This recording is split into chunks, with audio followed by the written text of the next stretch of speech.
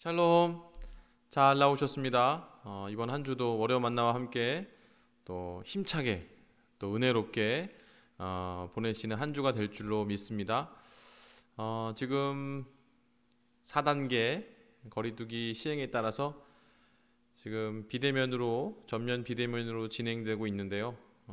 지난주에는 산상기도의 1차 저희 인천교구가 소속된 또 김은영 목사님의 귀한 말씀 잘 들었고, 이번 주에는 산상기도의 2차 또 저기 그 지구촌교회 원로 목사님 갑자기 이름이 생각나는데 그 목사님의 또 말씀을 우리가 듣기로 예정이 되어 있습니다. 또 100년에 한 명 나올까 말까한 그런 설교자로 저희가 미키 알고 있습니다. 저희 사경회 때도 많이 귀한 말씀 많이 들었는데요. 이번 주도 또 오래 만나러 한 주를 시작하시고 또 산상기도의 2차를 통해서 큰 은혜 받으시는 저와 여러분 될 줄로 믿습니다. 이제 나무 하면 저는 이 양평 옆에 있는 용문, 그 용문에 있는 용문사에 천년된 은행나무를 잊지 못합니다. 전에 섬기던 교회에서 제가 경로대학도 섬기고 있었는데 하도 권사님들이 한번 가보자 그래서 아이고 천년된 나무가 천년 돼 봤자지 이러면서 제가 따라갔거든요. 그래서 권사님들 모시고 이제 야유회를 같이 갔다 왔는데 와, 사실 우리 사람들이 100년도 못 살지 않습니까? 그래서 사실 이 천년이라는 시간이 주는 그 신비로움이 있습니다. 근데 이제 은행나무인데요, 1000년이 좀 넘었다고 합니다.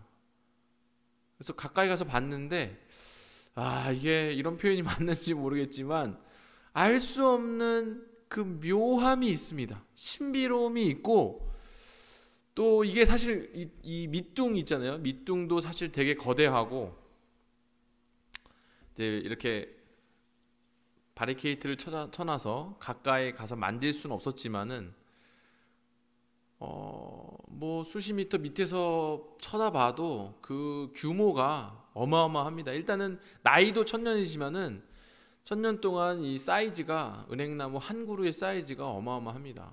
그래서 그 용문사는 그 1000년 된 은행나무가 다 먹여 살린다라는 말이 있을 정도로 거기서 떨어지는 그 은행나무 잎, 또 그 은행나무 열매, 이걸 통해서 이제 상품 개발도 하고, 일단은 사람들이 한 번도 안 본 사람들은 야, 뭐 1000년 된 은행나무가 있다고? 근데 그 얘기에 솔깃해서 거기로 이제 찾아오는 거죠. 용문사로 그것을 보려고 찾아오는 겁니다. 저도 이제 제가 먼저 보고 너무 놀라고 때로 감동이 되기도 하고 신기하기도 하고, 그래서 멍한 채로 일단 바라보고 있다가 나중에 제 아들을 데리고도 한번 따로 그 1000년 된 은행나무를 보러 그 용문사를 찾아가기도 했었습니다. 오늘 본문에 우리가 함께 나눌 어려워 만난 본문이 바로 그 나무가 등장하는 본문입니다. 시편 92편 12절에서 15절 말씀인데요, 제가 한번 읽어보겠습니다. 의인은 종려나무같이 번성하며 레바논의 백향목같이 성장하리로다. 이는 여호와의 집에 심겼으며 우리 하나님의 뜰 안에서 번성하리로다. 그는 늙어도 여전히 결실하며 진액이 풍족하고 빛이 청청하니 여호와의 정직하심과 나의 바위 되심과 그에게는 불의가 없음이 선포되리로다. 아멘. 이제 안식일 찬송시로 이제 안식일에 하나님께 나아가서 예배 드릴 때에 이들이 올라가면서 이 찬송가를 부르고 예배 가운데 이 찬송시를 불렀던 안식일 찬송시로 유명한 본문입니다. 하나님은 어떤 분이신가 이렇게 여기면서 이제 이 시편 92편을 묵상하게 되는데요. 특별히 이 12절에 나오는 이 종려나무 20m에서 30m까지 이제 자란답니다. 그리고 이제 번영을 또 상징하기도 하고요. 그래서 하나님께서 우리를 돌보시고 우리를 형통케 하실 것이다 라는 것을 이 종려나무를 통해서 비유로 설명을 하기도 하는 겁니다. 그래서 하나님이 인도에 가시는, 또 목표점을 두고 우리를 이끌어 가시는 우리 하나님의 자녀들, 또 하나님의 제자들, 일꾼들, 특별히 의인들은 종려나무 같이 번성하게 된다는 겁니다. 하나님께서는 사람을 통해 일하시기 때문에 하나님께서 사용하실 그 사람들을 복주시고 강건케 하시고 그리고 풍성케 하신다는 거죠. 먼저 우리가 감사로 풍족하게 누리고 난 다음에 하나님께서 그 종들을 사용하시는 거죠. 7절에 나오는 이 시편 92편 7절에 나오는 악인들하고 대조되는 거죠. 제가 7절 한번 읽어보겠습니다. 악인들은 풀같이 자라고, 여러분 악인들은 어떻게 자란다면 풀처럼 자란다는 거예요. 풀이 뭐 이름이 있는 풀도 있지만은 이게 뭐 얼마나 높이 자랍니까? 사람들이 밟고 좌우로 흔들리기도 하고. 그러나 의인들은 어떻게 자랍니까? 종려나무처럼 그렇게 곧게 자란다는 거죠. 풀은 바람만 불어도 흔들리고 비만 조금 오와도 숨이 확 죽어 가지가 누워버리는데, 이 종려나무는 변화먹고 또 해마다 열매를 맺는 다년생 식물이라는 거죠. 풀은 무슨 열매, 풀에 무슨 열매가 있습니까? 그런데 이 종려나무는 매년 열매를 맺는 그렇게 축복받은 열매이고, 해가 갈수록 그 가지와 줄기가 굳어진다라는 거죠. 12절 하반절입니다. 레바논의 백향목 같이 성장하리로다. 이 백향목도 굉장히 우리 성경에서 자주 만나는 그런 귀한 고급 목재입니다. 최대 높이는 30m까지 자랐는데, 이 백향목은 뭐 어떤 특징이 있냐면, 제가 아까 천년된 은행나무에 대해 말씀드리지 않습니까? 기록에 따르면 이 백향목 나무가 1000년까지도 살 수 있는 그런 나무라고 알려져 있습니다. 이 백향목 나무는 곤충이라든지 병충해에도 저항력이 굉장히 강하고 또 잘 굽지 않는 성질 때문에 건축 자재로도 많이 쓰인다라는 거죠. 쓸모가 많다라는 거죠. 우리 하나님의 자녀, 하나님께서 사용하시는 의인들이 이 레바논의 백향목처럼 쓸모가 많다는 겁니다. 특별히 다윗은 이 백향목으로 성전을 지었고, 또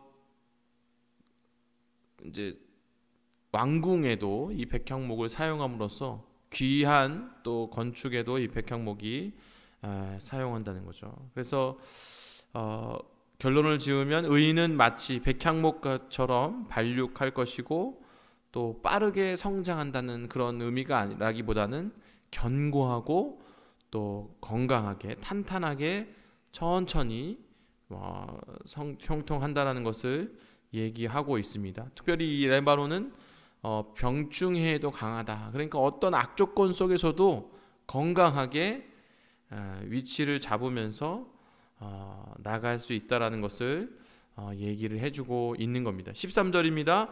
여호와의 집에 심겼으며 우리 하나님의 뜰 안에서 번성하리로다. 심겼다라는 단어가 특별히 수동태로 나와 있습니다. 그러니까 우리 스스로 뭔가 뿌리를 내리고 우리 스스로 성장하는 것이 아니라 하나님께서 우리를 심으셨다는 거죠. 하나님께서 우리를 하나님의 뜰 안에 심으셨다는 거죠. 하나님께서 적극적으로 개입하셨다는, 우리가 오늘 이 자리에 있는 것, 우리가 오늘 이 자리에 영락교회에 함께 등록해서 함께 다니고 있고 함께 신앙생활하고 여기까지 이룰 수 있는 것은 하나님께서 적극적으로 개입하셔서 우리를 인도해 가셨다는 거죠. 하나님께서 주도권을 가지고 우리를 용서해 주시고 하나님께서 주도권을 가지고 하나님의 자녀를 삼아 주셨다는 것을 오늘 본문이 얘기를 해주고 있습니다. 그래서 의인이 하나님과 밀접한 교제를 나누며 하나님의 두터운 그런 보호를 받고 있다는 것을 얘기해주고 있습니다. 종려나무처럼 백향목, 레바논의 백향목처럼 그렇게 형통할 수 있는 것도 다 하나님께 있음을 달려 있는 겁니다. 시냇가에 심기운 나무가 탐스럽고 맛있는 열매를 맺음같이 우리 여호와의 전에 심기운 저와 여러분이 그 뿌리가 견고할 뿐만 아니라 근본적으로 형통한 하나님의 적극적인 개입하심에 의해서 그의 도우심에 의해서 우리 형사가 다 형통하고 풍성한 열매를 맺게 될 것입니다. 그런 한 주가 될 줄로 믿습니다. 특별히 여기 13절에 번성하리로다, 이 번성하다는 단어는 미완료 사역형으로 되어 있습니다. 그러니까 미완료라는 건 뭡니까? 가정법이라는 거죠. 번성하게 될 것이다.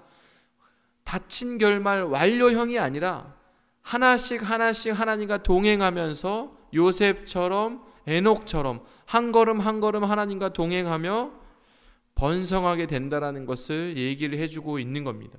모세, 훌륭한 리더였던 모세의 후임으로 선정된 여호수아에게 주신 하나님 말씀처럼 여호수아 1장 8절이죠. 이 율법책을 내 입에서 떠나지 말게 하며 주야로 것을 묵상하여 그 가운데 기록된 대로 다 지켜 행하라. 그리하면 내가 평탄하게 될 것이라.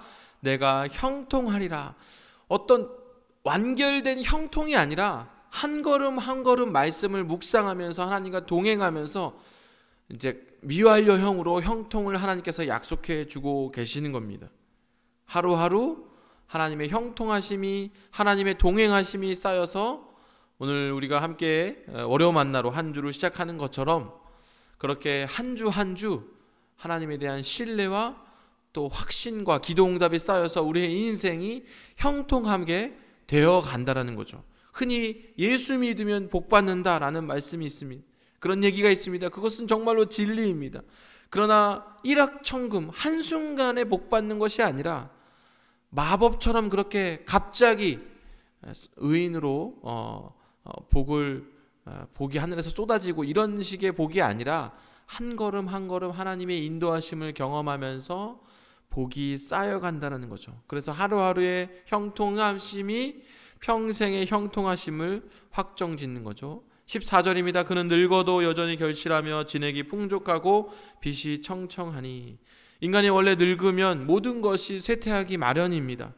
그러나 의인은 그가 늙어도 여전히 결실을 맺을 수 있다고 오늘 본문이 얘기하고 있는 것입니다. 그러니까 여기서 말하는 이 열매와 결실은 육신의 어떤 열매가 아니라 영적인 열매를 의미한다는 것을 우리가 알 수 있습니다. 아브라함과 모세처럼 갈렙처럼 하나님의 손에 들린 바 되어서 그가 노년에도 여전히 하나님의 귀한 종으로 쓰임받는 모습을 볼 수 있는 것입니다. 이런 믿음의 사람들에 대해서 이사야 선지자는 이렇게 고백하고 있습니다.